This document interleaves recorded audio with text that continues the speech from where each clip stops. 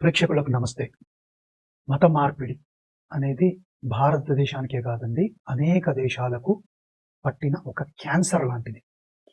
మీరనొచ్చు, ఏదండి మత మార్పిడి అనేది క్యాన్సర్‌తో పోలుస్తున్నారు మీరు అని. ఒకటి గమనించండి ప్రేక్షకులు, ఎక్కడెక్కడైతే మత మార్పిడి జరిగిందో చాలా దేశాలు నాశనం అయిపోయాయి. పూర్వకాలంలో ఏంటంటే బలవంతంగా మతం మార్చేటోళ్ళు ఈ క్రిస్టియన్స్ గానీ, ముస్లిమ్స్ గానీ దేశాల మీద పడి మతం మారకుండే కత్తితో అలా ఏసేశారు.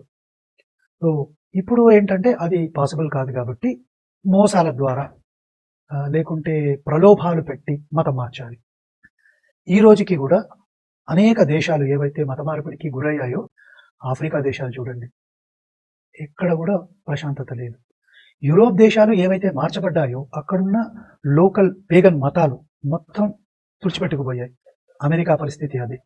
సో అనేక దేశాలలో ఏవైతే నాగరికతలు, ఏవైతే లోకల్గా ఉండే మతాలు ఉండేవో అవన్నీ నాశనం అయిపోయాయండి. సో ఇప్పుడు భారతదేశానికి వద్దాం. భారతదేశంలో ఉన్న ఈ సనాతన ధర్మాన్ని మొత్తం నిర్మూలించేసి ఇస్లాం రావాలని ముస్లిమ్స్, క్రైస్తవాన్ని తీసుకురావాలని క్రైస్తవులు ఒక మాఫియా లాగా పనిచేస్తున్నారు ఓవర్ నైట్. అయితే దాన్ని మనం ఎదుర్కొంటున్నాం.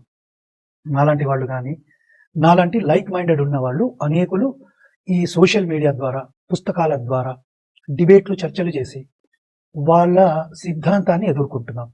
కానీ ఇదొకటే సరిపోదు కదండి. ఇప్పుడు ఈ మత మార్పిడి మాఫియాకి కోట్లల్లో డబ్బులు బయటి దేశాల నుంచి వస్తుంటాయి. అలాగే వాళ్ళు పాస్టర్లు ఇక్కడి నుంచి ఏదైతే దశమ భాగాలలో రూపంలో డబ్బులు వసూలు చేస్తారు కదా, ఆ డబ్బుల్ని కూడా కన్వర్షన్కి వాడుతూ ఉంటారు. సో డబ్బులు కూడా ఒక రోల్ ప్లే చేస్తాయి ఈ మత మార్పిడిలో. ఎందుకంటే మీరు చూడండి, అనేక సార్లు సిద్ధాంతపరమైన చర్చల ద్వారా మత మార్పిడి జరగదు. ఇది డబ్బులు ప్రలోభ పెట్టి విద్యా వ్యవస్థ, హాస్పిటళ్ల ద్వారా ఇట్లా అనేక రూపాలుగా. ఇప్పుడు ఒక 1000 మంది రోడ్డు మీదకి రావాలండి, వచ్చి మత మార్పిడి చేయాలి. వాడికి ఎవరండి డబ్బులు ఇచ్చేది? ఈ డబ్బులే కదా వాడేది. సో చర్చిలు నడవాలన్నా, ఈ చర్చిలకు డబ్బులు రావాలన్నా, వీళ్ళకు ఉద్యోగాలు, డబ్బులు ఇవ్వాలన్నా డబ్బులు కావాలి. ఈ డబ్బులన్నీ కూడా బయటి దేశాల నుంచి వస్తాయి. సో ఒక రకంగా బీజేపీ అనేది ఈ FCRA అంటారు. అంటే బయటి దేశాల నుంచి ఏవైతే ఫండ్స్ వస్తాయో దాన్ని రెగ్యులేట్ చేయడానికి, దాన్ని టైట్ చేయడానికి FCRA ఆల్రెడీ కొన్ని రూల్స్ ఉన్నాయి, యాక్ట్ ఉంది. దాన్ని ఈ మధ్యలే ఇంకా కొంచెం టైట్ చేసేసింది. ఇన్ఫ్యాక్ట్ ఎవరు ఊహించని విధంగా బీజేపీ గవర్నమెంట్ ప్రభుత్వం, ఏదైతే మోదీ గారి ప్రభుత్వం ఉందో, సడన్ గా ఈ బిల్లు తీసుకొచ్చేసి దాంట్లో అనేక మార్పుల్ని చేసింది.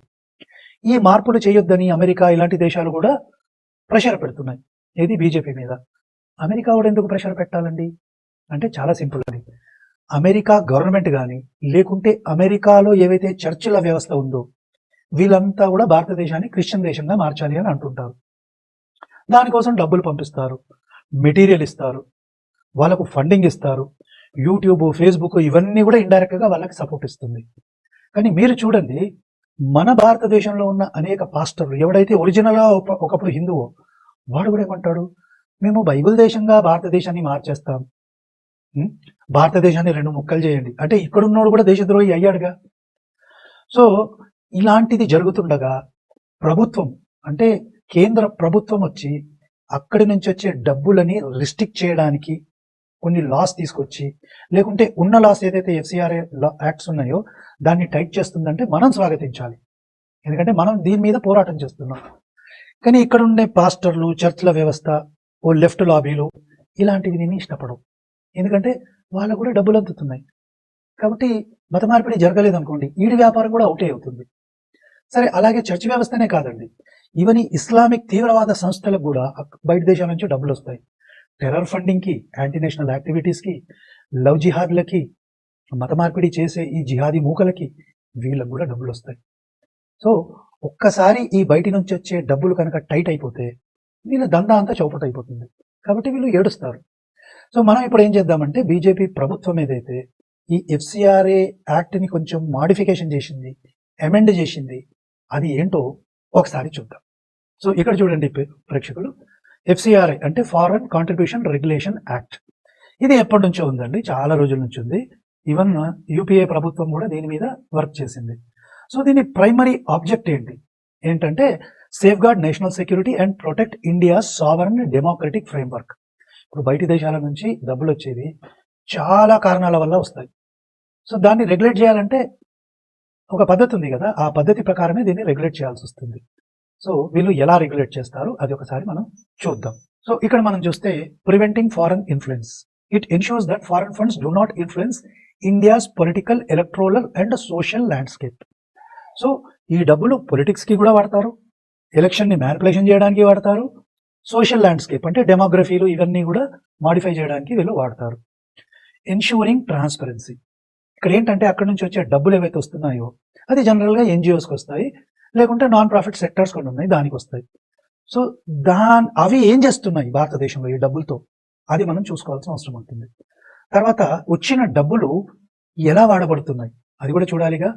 సో అందుకే it guarantees that foreign money is spend strictly for the specific social, educational, religious, economic and cultural purpose. అంటే ఏ పర్పస్ కోసం అయితే ఈ డబ్బులు వస్తున్నాయో దానికే వాడబడేటట్టు ఎన్ష్యూర్ చేయాలి ఈ యాక్ట్. సో అది బాగుంది, ముందుకెళ్ళిపోదాం.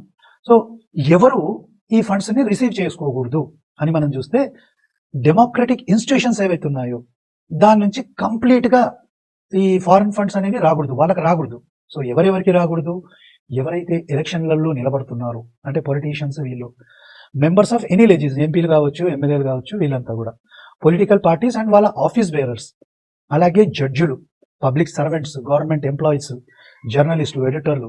ఎందుకంటే వీళ్ళంతా కూడా దేశంలో ఏదైతే నెరేటివ్ జరుగుతుందో అది పొలిటికల్, రిలీజియస్ ఏదన్నా కానివ్వండి దాన్ని వీళ్ళు ఇన్ఫ్లుయెన్స్ చేస్తారు కాబట్టి వీళ్ళు FCRA ఫండ్స్ రిసీవ్ చేసుకోకూడదు. ఇది రూల్ ఇది. కానీ మనం చూస్తే చాలా మంది జర్నలిస్టులు కూడా డబ్బులు వచ్చేది చూశాను. మీరు మిత్రులకి ఆర్కైవ్స్ చూస్తే చాలా మంది జర్నలిస్ట్కి ఆ కాలంలో డబ్బులు వచ్చాయి, మీరు గమనించండి. కార్టూనిస్టులు, వీళ్ళు జడ్జిలకి కూడా అంటే ఎవరికి వచ్చాయో తెలియదు కానీ పబ్లిక్ సర్వెంట్స్ వీళ్ళకి కూడా వస్తాయి. సో ఇవన్నీ సేఫ్ గార్డ్ చేయాల్సిన అవసరం ఉంది, అది FCRA చేస్తుంది.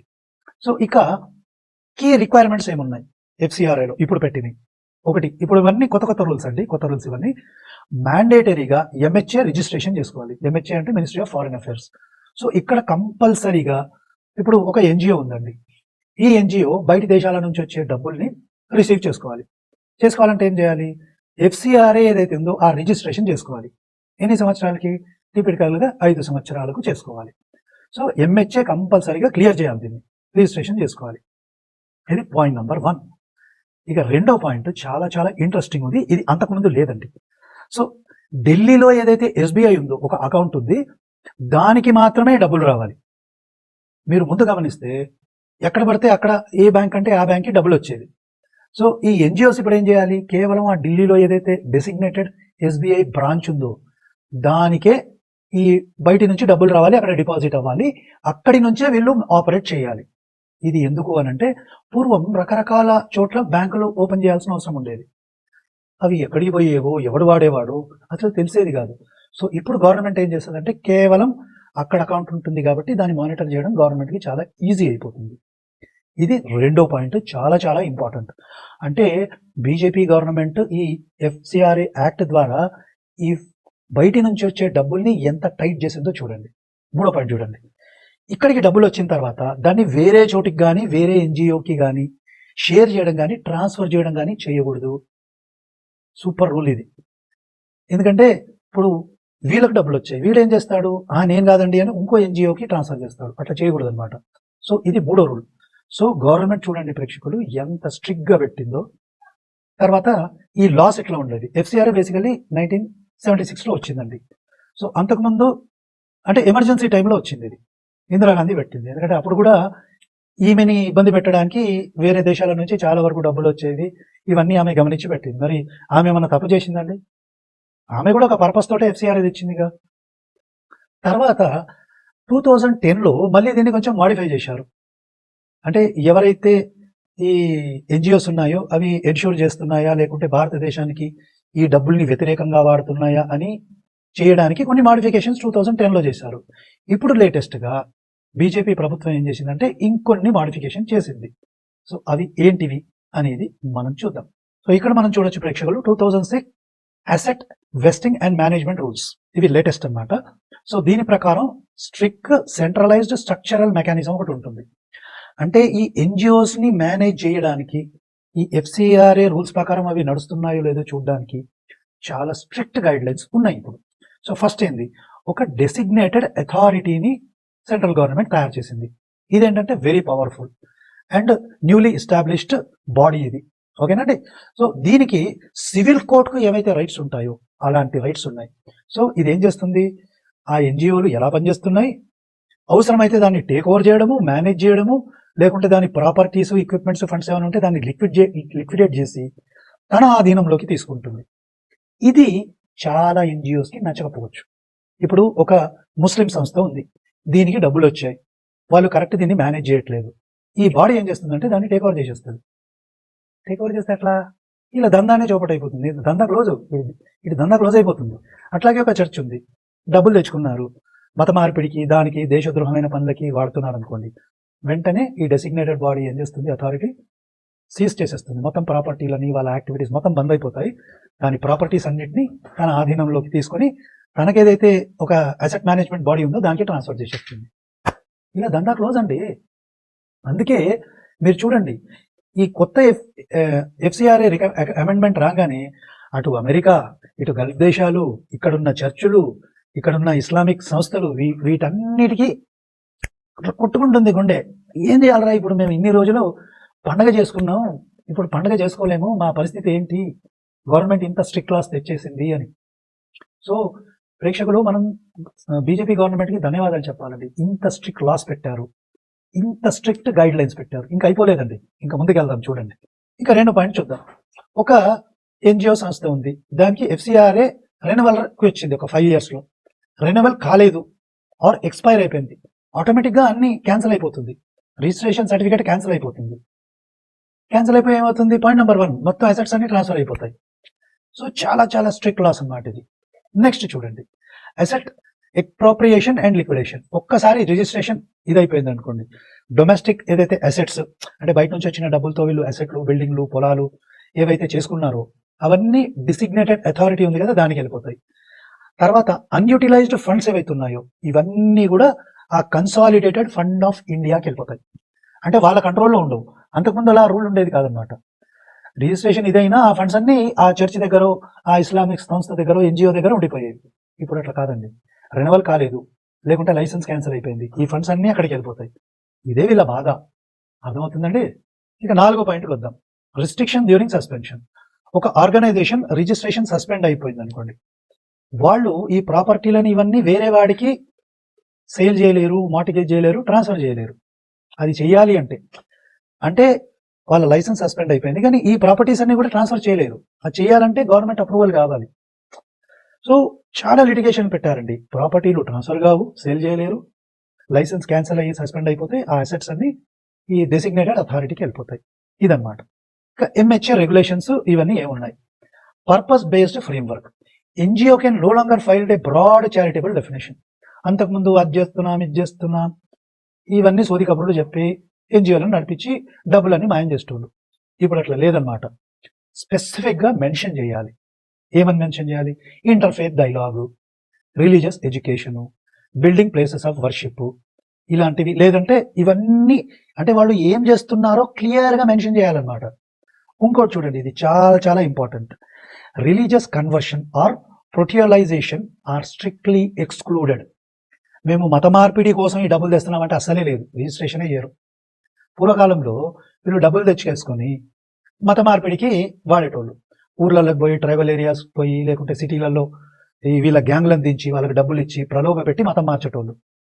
మతం మార్పిడికి గనక ఈ డబ్బులు వాడితే వాడి లైసెన్స్ క్యాన్సిల్, వెంటనే క్యాన్సిల్ అయిపోతుంది, వాడి అసెట్స్ అన్ని ట్రాన్స్ఫర్ అయిపోతాయి. సో మత మార్పిడి ఆపడానికి గవర్నమెంట్ చేస్తున్న ఈ పని ఏదైతుందో మనం దండం పెట్టాలండి, దండం పెట్టాలి. ఎందుకంటే మన పని చాలా వరకు తేలికైపోయింది. ఎంత తేలికైపోయిందంటే అంత తేలికైపోయిందండి. సో మనం బీజేపీ గవర్నమెంట్కి సదా రుణపడి ఉండాలి ఈ విషయంలో మాత్రం. ఇక next point, state wise tracking. NGOs must declare the specified states or union territories where they plan to execute project. ఇప్పుడు ఒక సర్వీస్ చేయాలి, సోషల్ సర్వీస్ చేయాలో ఏదో చేయాలి, వాళ్ళు ఎక్కడ ఆపరేట్ చేస్తున్నారో ఆ స్టేట్స్ని ముందే చెప్పేయాలన్నమాట. ఫర్ ఎగ్జాంపుల్, ఇప్పుడు ఆంధ్రప్రదేశ్లో, తెలంగాణలో ఒక ఎన్జిఓ ఉంది, మేము తెలంగాణ అండ్ ఆంధ్రాలో పనిచేస్తామని ముందే డిక్లేర్ చేసుకోవాలి. ఈ 2 రాష్ట్రాలు కాకుండా నేను మహారాష్ట్రకి వెళ్తా, కర్ణాటక వెళ్తే లైసెన్స్ క్యాన్సిల్. అర్థమవుతుందండి? అంటే ఎక్కడ వీళ్ళు పనిచేస్తున్నారో ముందే డిక్లేర్ చేయాలి. వీళ్ళది ఎట్లుంటుందంటే డబ్బులు తెచ్చుకుంటారు, ఎక్కడ పడితే అక్కడ వీళ్ళ యాక్టివిటీస్, కన్వర్షన్ యాక్టివిటీస్ నడుస్తూ ఉంటాయి. ఇప్పుడు అది కుదరదన్నమాట. సో యూనియన్ టెరిటరీస్ ఉన్న స్టేట్స్ ఎక్కడున్నా ముందే డిక్లేర్ చేయాలి. ఇది కాకుండా అన్అప్రూవ్డ్ స్టేట్స్ ఏ స్టేట్స్ అయితే వీళ్ళు ఇవ్వలేదో అది చేశారనుకోండి, దీనికి పెనల్టీ ఉంటుంది. ఒక 20-30% అంట, 30% పెనాల్టీ ఇస్తారు. ఎట్లా? ఫర్ ఎగ్జాంపుల్, ఒక ₹1,00,00,000 తెచ్చుకున్నాడు ఈ మనిషి. తెచ్చుకొని ఏదో యాక్టివిటీ చేస్తున్నాడు, ఆ స్టేట్లో కాకుండా పక్క స్టేట్లో చేశాడు అనుకోండి, 30% పెనాల్టీ, అంటే 30 లక్షలు కట్టాలి. ఇది కాకుండా మళ్ళీ దీనికి ప్రాసెసింగ్ ఫీ కూడా ఉంది. అంటే స్క్రూలు మొత్తం టైట్ చేసేస్తుందండి బీజేపీ ప్రభుత్వం. ఇది కాకుండా లొకేషన్ ఇవన్నీ మార్చుకోవడానికి, అంటే ఎక్స్ట్రా స్టేట్స్ ఇవన్నీ చేసుకోవడానికి ఒక 1 year గ్రేస్ పీరియడ్ ఇచ్చారండి, అప్డేట్ చేసుకోవడానికి. గ్రేస్ పీరియడ్ ఇచ్చి మేము ఈ 2 రాష్ట్రాలు కాదు పక్క రాష్ట్రంలో కూడా చేసుకుని ఒక గ్రేస్ పీరియడ్ ఇచ్చారు. ఇది అలా కాకుండా ఇష్టం వచ్చినట్టు చేస్తే మాత్రం దేత్తడి పోచమ్మ కూడా అయిపోతుంది. తర్వాత డిస్క్లోజింగ్ అల్టిమేట్ డోనర్స్. ఒకవేళ ఫారిన్ కరెన్సీ వస్తుంది అనుకోండి, డోనర్ అడ్వైజ్డ్ ఫండ్స్ అంటే ఎవరి ద్వారా వస్తున్నాయి, ఆ రిసిపియంట్ ఎన్జిఓ ఎవరైతే ఉన్నారో ఆ సోర్స్ ఏది ఉందో అది కూడా పెట్టాల్సి వస్తుంది. అంటే అనామకంగా ఎక్కడో ఫండ్స్ కలెక్ట్ చేసి డబ్బులు పుష్ చేసి కన్వర్షన్ చేస్తున్నానంటే కుదరదు. అది ఎక్కడి నుంచి వస్తున్నాయో కూడా డిస్క్లోజ్ చేయాలి. ఎందుకంటే డూబియస్ యాక్టివిటీస్ ఉంటాయి. ఇప్పుడు మనం చూసాం కదా, ఈ జార్జ్ సోరోస్ ఈ గ్యాంగ్లు రకరకాల సంస్థల ద్వారా డబ్బుల్ని పుష్ చేస్తారు ఇండియాలోకి. ఇక పైన అది కుదరదు. Social media and publication audit. Registration and renewal application must include public details of organization social media handles ఏవైతే ఉన్నాయో, అంటే ఫేస్బుక్ ఉంది, యూట్యూబ్లో ఉంది, లేకుంటే ఇతర సోషల్ మీడియా హ్యాండిల్స్, వెబ్సైట్లు ఏవి ఉన్నాయో అవన్నీ చెప్పాలి ముందే. అవన్నీ చెప్పాలి. తర్వాత వీళ్ళు క్లారిఫై చేయాలి, ఏమైనా బుక్కులు, ఆర్టికల్లు ఏమైనా పబ్లిష్ చేస్తున్నారు అనుకోండి, దాని మీద కూడా వీళ్ళు ముందే డిక్లరేషన్ ఇచ్చుకోవాలి. ఓకేనండి. ఇక్కడ ఇంకో పాయింట్ ఉంది. ఇక్కడ ఏంటంటే, ఒకవేళ ఎన్జిఓస్ ప్రొడ్యూస్ చేసి ఏమన్నా న్యూస్ని బ్రాడ్కాస్ట్ చేస్తుంది అనుకోండి, కరెంట్ అఫైర్స్, ఇండియన్ గవర్నమెంట్ అట్లా చేస్తుంది ఇట్లా చేస్తుంది అని న్యూస్లు ఇవన్నీ చేస్తారు కదా, అదైతే అసలు అలౌ చేయరు. అసలు అలౌ చేయరు. అది బ్లాంకెట్ బ్యాన్.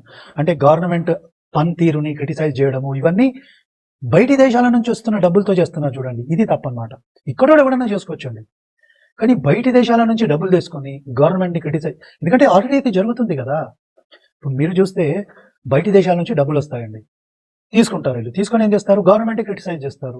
మోదీ గవర్నమెంట్ అట్లా, మోదీ గవర్నమెంట్ ఇట్లా, ఈ గవర్నమెంట్ ఈ డిపార్ట్మెంట్ ఇట్లా చేస్తుంది అంటే యాంటీ నేషనల్ యాక్టివిటీస్ చేస్తున్నారు కదా, దానికి వ్యతిరేకంగా ఇది బ్లాంకెట్ బ్యాన్ పెట్టేశారు వీళ్ళు. సూపర్, అసలు అదిరిపోయిందండి. ఎందుకంటే యాంటీ నేషనల్స్ని ఈ రకంగా మనం కంట్రోల్ చేయొచ్చు. గవర్నమెంట్ ఏం చేసిందంటే, ఒక ఎన్జిఓ ఉంది, దానికి లీగల్గా కానీ పర్సనల్గా ఎవడు లయబుల్ ఉంటాడో అది కూడా చెప్పాలన్నమాట. సో ఇక్కడ కీ ఫంక్షనరీ అనే పదాన్ని వాడారు. సో ఈ కీ ఫంక్షనరీ అంటే ఒక ఎన్జిఓ ఉంది, లేకుండా కంపెనీ ఉంది, దానికి డైరెక్టర్లు, ఫార్మ్ పార్ట్నర్లు, ట్రస్టీలు, అంటే గవర్నింగ్ మెంబర్స్ ఎవరెవరు ఉన్నారో ఇవన్నీ కూడా దే హ్యావ్ టు డిస్క్లోజ్ అనమాట. ఎవరున్నా డిస్క్లోజ్ చేయాలి. ఓకే, ఇది బాగుంది. Foreign citizen restriction. ఇప్పుడు నేను ఒక ఆర్గనైజేషన్ పెట్టాను, ఆ ఆర్గనైజేషన్స్కి వేరే దేశాలలో ఉన్న వ్యక్తిని నేను నా దగ్గర పెట్టుకోలేను, ఎందుకంటే వాడు బయట దేశముడు. కాబట్టి ఫారినర్ ఎవరైతే ఉన్నాడో వాడిని నా ఆర్గనైజేషన్లో పెట్టుకోలేను నేను. దీనికి చిన్న ఎగ్జంప్షన్ ఉంది, అదేంటంటే పర్సన్స్ ఆఫ్ ఇండియన్ ఆరిజిన్ ఎవరైనా ఉంటే వాళ్ళని పెట్టుకోవచ్చు. ఇప్పుడు ఎవరో ఫారినర్ ఉన్నాడండి, వాడు నేను ఇక్కడ ఆర్గనైజేషన్ ఎన్జిఓ పెట్టేస్తే వాడిని నా మెంబర్గా పెట్టుకోలేను, ఎందుకంటే వాడి ఇంటెన్షన్ ఏముందో నాకు తెలియదు కదా. అట్లీస్ట్ వాడు ఇండియన్ ఒరిజిన్ వాడయ్యి ఉండాలి. సో ఇది ఓకే, ఇది బాగుందండి. ఇక నెక్స్ట్ ఫైనాన్షియల్ రిస్ట్రిక్షన్స్, పెనాల్టీస్ ఎలా పెట్టారు. Minimum expenditure liability. ఇప్పుడు ఒకవేళ నేను రిజిస్ట్రేషన్ చేసుకోవాలనుకోండి, ఆ ఆర్గనైజేషన్ ఏంటంటే అట్లీస్ట్ ఒక 10 లక్షలు 2 ఫైనాన్షియల్ ఇయర్లో స్పెండ్ చేసి ఉండాలి. ఇప్పుడు ఆ ఆర్గనైజేషన్ అనుకోండి కొన్ని డబ్బుల్ని తెచ్చుకుంది, XYZ అమౌంట్ని తెచ్చుకుంది, 2 సంవత్సరాలలో కనీసం 10 లక్షల డబ్బులనైనా ఆ పర్పస్కి వాడి ఉండాలి. చాలా మంది మనం చూసాము ఈ మధ్యలో, సోను సూద్ అనే ఒక యాక్టరు, ఇంకెవరో ముస్లిం లేడీ ఎవరో డబ్బుల్ని తెచ్చుకుంది, ఇండ్లు కొనుక్కుంది, పొలాలు కొనుక్కుంది. సో ఇలాంటివి ఇంకా పనికిరావన్నమాట. ఏ పర్పస్ కోసం అయితే తెచ్చుకున్నారో దానికోసమే వాడాల్సి వస్తుంది. సో ఇది ఇంకా బాగుంది, సూపర్ క్లారిటీ, చాలా బాగుంది. ఇది మళ్ళీ ఎక్స్క్లూజింగ్ అడ్మినిస్ట్రేటివ్ కాస్ట్ అన్నమాట. Next, the administrative expense limit remains heavily capped at 30%. So వీళ్ళు జనరల్గా ఏం చేస్తారంటే ఒక ₹1,00,00,000 తెచ్చుకుంటారు. ఎగ్జాంపుల్ అనుకుందాం, ₹1,00,00,000 తెచ్చుకొని అడ్మినిస్ట్రేటివ్ ఎక్స్పెన్స్ అని ఒక 80 లక్షలు రాసేస్తారు. అంటే తెచ్చుకున్నది ₹1,00,00,000 అనుకోండి, 80 లక్షలు అడ్మినిస్ట్రేటివ్ ఎక్స్పెన్స్ అనేస్తారు. అట్లా కుదరదన్నమాట. ఆడు ఎంత అమౌంట్ తెచ్చుకున్నా దానికంటే 20% కంటే ఎక్కువ అడ్మినిస్ట్రేటివ్ ఎక్స్పెన్స్ ఉండకూడదు. ఎందుకంటే వీళ్ళు ఏం చేస్తారు, 80 లక్షల అడ్మినిస్ట్రేటివ్ ఇదని పెట్టుకొని ఆ 80 లక్షలలో మాక్సిమం డబ్బులు గాయబ్ చేసేస్తారు. ఇప్పుడు అట్లా చేయడానికి ఛాన్స్ లేదనమాట. 20% ఈ అడ్మినిస్ట్రేటివ్ లిమిట్, ఎక్స్పెన్సివ్ లిమిట్ పెట్టారు. అంతకు దాటొద్దు. దాటితే మళ్ళీ పెనాల్టీ ఉంది దాని మీద. Next, strict penalty structure. Foreign funds తెచ్చుకున్నాము, తర్వాత అప్రూవ్డ్ జియోగ్రఫీ అంటే ఈ స్టేట్లోనే వాడాలి ఈ యాక్టివిటీ పెట్టారు. అది పెట్టకుండా వీడు వేరే యాక్టివిటీ వేరే స్టేట్లో పెట్టారని ముందు కూడా చెప్పాను కదా, 30% ఇది ఆ అమౌంట్ మీద 30% పెనాల్టీ వేస్తారు ఆఫ్ మిస్యూజ్డ్, అంటే 1 lakh or whichever is higher. So 30% దీని మీద పెనాల్టీ కట్టాలి. సో ఏ జియాలజీ అంటే ఏ లొకేషన్లో వర్క్ చేయాలో అది స్పెసిఫైడ్ ఉంది. అడ్మినిస్ట్రేటివ్ క్యాపింగ్ పెట్టారు, ఎక్కడ ఏ యాక్టివిటీస్ చేస్తున్నారు ఇవన్నీ చెప్పాలి. అంటే ఇవన్నీ చెబుతూ ఇంకోటి ఏం చెప్పారు, కన్వర్షన్ కోసం ఈ డబ్బులు వాడకూడదు. సో హ్యాట్స్ ఆఫ్ మోదీ గారు, మినిస్ట్రీ ఆఫ్ హోమ్ అఫేర్స్, మీరు చేసిన ఈ పని వల్ల ఈ మత మార్పిడి మాఫియా వాడి స్పైన్ విరగొట్టారండి. మీరు వాడి స్పైన్ విరగొట్టేశారు. ఈ కన్వర్షన్ మాఫియాల స్పైన్ విరగొట్టేశారు. ఇక్కడ ఇంకో ఫిట్టింగ్ కూడా ఉంది. ఇంకో ఫిట్టింగ్ ఏంటంటే, ఏ యాక్టివిటీ జరిగినా జనరల్గా ఆడిట్ ఉంటుంది. సో ఈ ఆడిటర్లు సిఏలు ఎవరైతే ఉన్నారో వాళ్ళు కూడా లయబుల్ ఉంటారనమాట. వీడేమన్నా తప్పుగా రిపోర్ట్ చేశాడు అనుకోండి, ఆ సిఏ కానీ ఆడిటర్ లైసెన్స్ కూడా క్యాన్సిల్ అయిపోతుంది. సో ఎవడు పడితే వాడు ఇష్టం వచ్చినట్టు రాసుకునే ఛాన్స్ లేదు. సో ఈ ఆడిటర్లు కూడా దారిలోకి వస్తారండి. ఇప్పుడు అర్థమవుతుందండి, ఈ ఆడిటర్లు కూడా దారిలోకి వస్తారు. ఎట్లా పడితే అట్లా ఆడిట్ రిపోర్ట్లు తయారు చేసి మోసాలు చేసే వీళ్ళు ఇంకా లేదు వీళ్ళకు కూడా. అఫ్ కోర్స్ ఇంకా ఈ ఆడిటింగ్ కానీ ఫైనాన్స్ మీద దీని మీద కూడా చాలా పెట్టారు. అండ్ రెగ్యులర్గా ఇన్స్పెక్షన్లు ఉంటాయి. రెగ్యులర్గా ఈ డెసిగ్నేటెడ్ బాడీ ఏదైతుందో అది రెగ్యులర్గా ఇన్స్పెక్షన్లు చేస్తుంది. ఫైనాన్షియల్ యాక్షన్ టాస్క్ ఫోర్స్ అంటారు, అవి చెప్తుంది. అది చెప్పి ఈ టెర్రరిజానికి దీనికి ఏవైతే ఉంటాయో, మనీ లాండరింగ్ చేస్తాయో వాటి మీద మాత్రం వెరీ వెరీ స్ట్రిక్ట్ యాక్షన్ తీసుకోబోతుంది MHA. సో చూసారు కదా ప్రేక్షకులు, లేటెస్ట్ FCRA రికమెండేషన్ ఏదైతే ఉందో చాలా చాలా చాలా స్ట్రిక్ట్ చేసేసారండి. సో ఎవరు కూడా NGOలు కానీ, ఈ ఇస్లామిక్ సంస్థలు కానీ, లేకుంటే ఈ క్రిస్టియన్ ఆర్గనైజేషన్స్ ఎక్కడి పడితే అని ఎక్కడి నుంచి డబ్బులు తెచ్చుకోవడము, ఇష్టం వచ్చినట్టు కన్వర్షన్లకి వాడడము, ఇదంతా ఇంకా చెయ్యలేరు. సో ఫైనాన్షియల్ బ్యాక్ బోన్ ఏదైతే ఉందో ఈ కన్వర్షన్ మాఫియాది, అదైతే స్టేట్ విరగొట్టేసింది. ఇప్పుడు నాలాంటి వాళ్ళ పని ఆర్ మనలాంటి వాళ్ళ ఏదైతే యాక్టివిటీ ఉందో ఈ కన్వర్షన్ మాఫియాకి అగేన్స్ట్గా ఫైట్ చేసేది, మనం మాత్రం దాన్ని జారీ పెట్టాలి. ఎందుకంటే వీళ్ళు ఏదో రకంగా డబ్బుల్ని అటు ఇటు జనరేట్ చేసి కన్వర్షన్ యాక్టివిటీ చేస్తూనే ఉంటారండి. సో దాని మీద మాత్రం నేను కానీ మీరు కానీ ఫైట్ చేయాల్సిన అవసరం అయితే ఉంది. సో ప్రేక్షకులు ఏమంటారు ఈ FCRA అమెండ్మెంట్ గురించి? అలాగే ఈ విషయమై మీరు కామెంట్ పెట్టండి. అలాగే ధర్మ మార్గం ఛానల్ని సబ్స్క్రైబ్ చేయండి, వీడియోని లైక్ చేయండి, అందరికీ షేర్ చేయండి. మరో వీడియోతో మళ్ళీ కలుస్తాను. నమస్తే.